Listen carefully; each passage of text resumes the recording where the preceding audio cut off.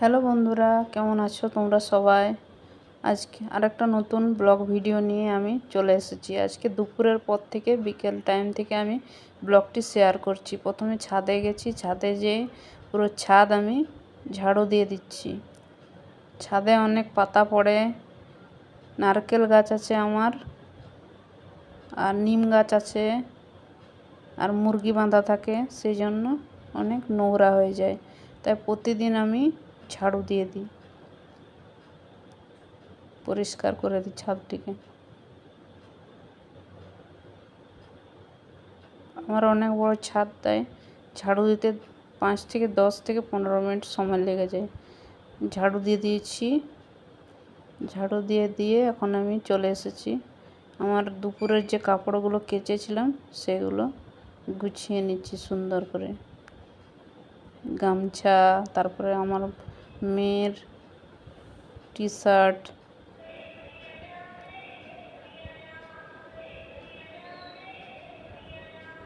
তারপরে সব কাপড়গুলো এক এক করে আমি গুছিয়ে নিচ্ছি, পাট পাট করে গুছিয়ে নিচ্ছি।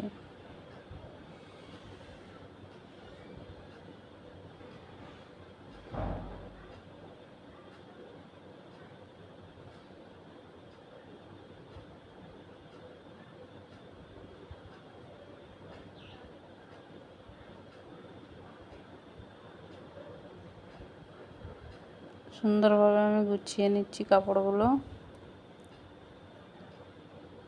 এভাবে পাট পাট করে গুছিয়ে রেখে দিলে দেখতে খুব সুন্দর লাগে আর কাপড়গুলো গুছিয়ে থাকে।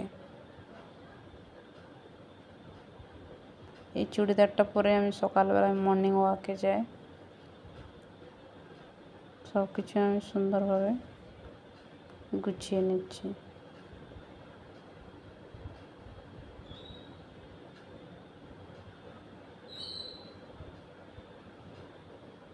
আমার মেয়ের কাপড়, হাজব্যান্ডের কাপড় আমার সব আলাদা আলাদা করে রাখতে হয়।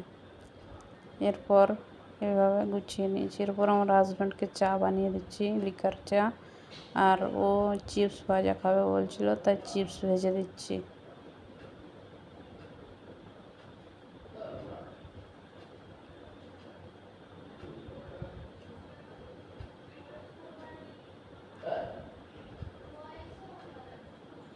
চা আর চিপস বানিয়ে আর দিচ্ছি। এরপর রান্নাটা গুছিয়ে নিয়েছি সুন্দরভাবে। আজকে হবে লাউ আর চিকেন, এই জন্য আমার হাজব্যান্ড লাউ কেটে দিয়েছে। এরপর আমি আটা মাখিয়ে নিয়েছি, রুটি বানাবো। লাউটা প্রথমে সিদ্ধ হতে দিয়েছি।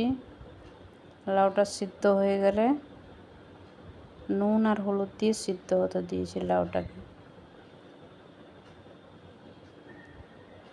এরপর ঢাকা দিয়ে দেবো, ঢাকা দিয়ে সিদ্ধ হতে দেবো।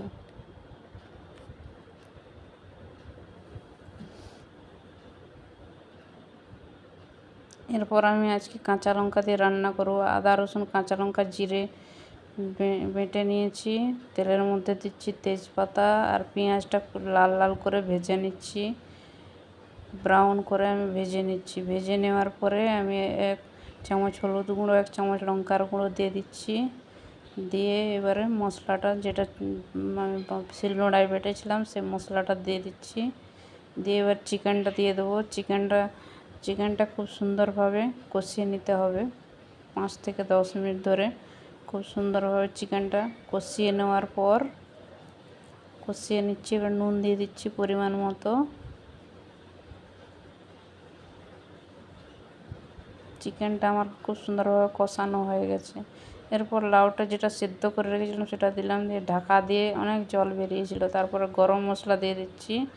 গরম মশলা দিয়ে আরও নাড়িয়ে দিয়ে একটু ঢাকা চাপা দিয়ে রেখে দিতেই হয়ে গেল। এরপর আমার হাজব্যান্ড গেছিলো গ্রসারি শপিং করতে, নিয়ে এসেছে নুন, চাল, জিরে, চিনি, ইউপি নুডলস। প্রথমে আমি নুনটা ঢেলে নিচ্ছি, এরপর ডাব্বায় ডাব্বায় ভরে রেখে দিচ্ছি। এরপর চিনি ঢেলে নিচ্ছি, ডাব্বায় রেখে দিচ্ছি। এরপর আমি জিরে রেখে দিচ্ছি, গোটা জিরে। আমি সিলভারটায় বাটি, তাই গোটা জিরে ব্যবহার করি। এরপর আমি বেসন এনেছি, সেই বেসন রেখে দিচ্ছি।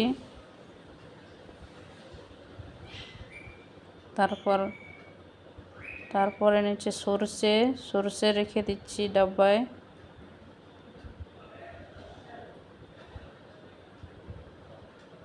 এরপরে নিচে আতপ চাল দিয়ে ধোসা বানাই, চাকলি বানাই।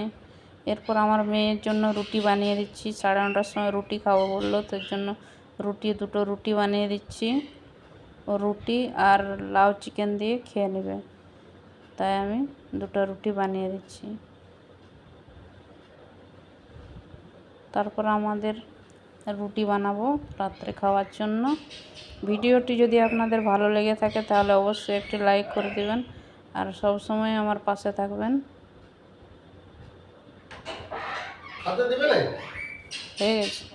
হয়ে গেছে দুটো রুটি বানিয়ে দিলাম আমার মেয়েকে।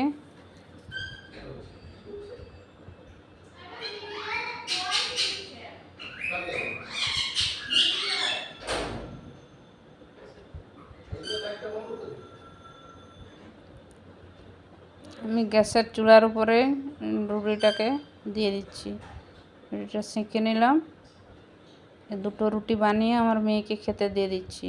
এই পর্যন্ত ব্লগটা করছি। আপনাদের যদি ভালো লেগে থাকে তাহলে অবশ্যই একটি লাইক করে দিবেন আর সব সময় আমার পাশে থাকবেন।